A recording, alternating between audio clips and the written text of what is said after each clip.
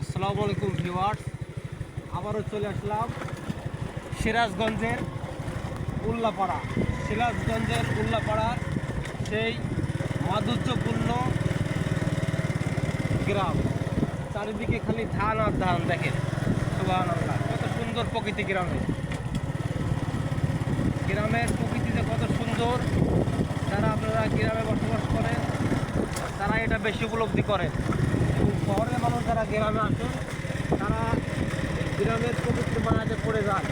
তাই তো বলে ধন্য ধান্য পুষ্ট ভরা আমাদের এই বসুন্ধরা। এই বসুন্ধরার মাঝে অনেক স্মৃতি লুকায়িত আছে। কবি বলেন, দার্শনিক বলেন, বড় আলেম ওলামা বলেন, তাদের বেশিরভাগ জন্ম এই গ্রাম অঞ্চলে। এই গ্রাম থেকে মানুষ শহরে লেখাপড়া শিখে গ্রাম এক পর্যায়ে ছেড়ে দেয়, যে শহরে সেটেল হয়ে যায়। আমরা হাজারও দেখছি, কিন্তু আদেও এটা করা উচিত নয়।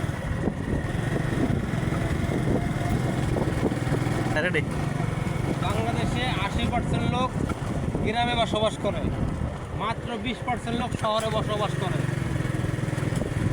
সেই দৃষ্টিকোণ থেকে আমি বলছি, আপনারা গ্রামমুখী হন, সবুজের চর্চা করুন। এখানে একটা বাগান থাকবে, একটা পুকুর থাকবে, সুন্দর পিওর একটা পানি থাকবে টিউবওয়েলে। এই পানি আপনারা পান করবেন। এই সুন্দর গ্রামে আমরা চলে আসলাম ঘুরতে ঘুরতে। রাজশাহী থেকে প্রায় 120 কিলোমিটার পথ অতিক্রম করে মোটরসাইকেল নিয়ে আজকে আবার চলে আসলাম এই সিরাজগঞ্জের মাটিতে উল্লাপাড়া। 3 মিনিট পার করো, 2 মিনিট হয়ে যায়। এই সিরাজগঞ্জ দেখেন কত সুন্দর সুন্দর গ্রাম রয়েছে। এই যে নৌকা আছে, সুবহানাল্লাহ। এই প্রকৃতির মাঝে হারিয়ে যাওয়া গ্রাম দেখেন কত সুন্দর।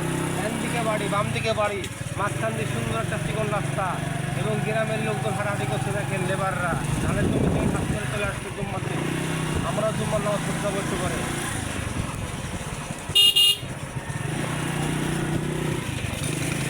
তাই আপনারাও এভাবে আমাদের মতো ঘোরাফেরা করুন, ফ্রেশ থাকবে। কেননা আল্লাহর আদেশ, তোমরা আমরা দুনিয়া দেখো, সফর করো, জ্ঞান অর্জন করো। সেটাই আমরা করছি।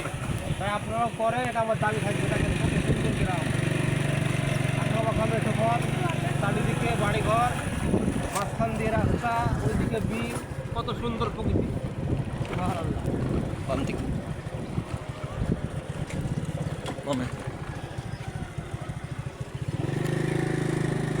এই গ্রামের কথা বলা যাবে না।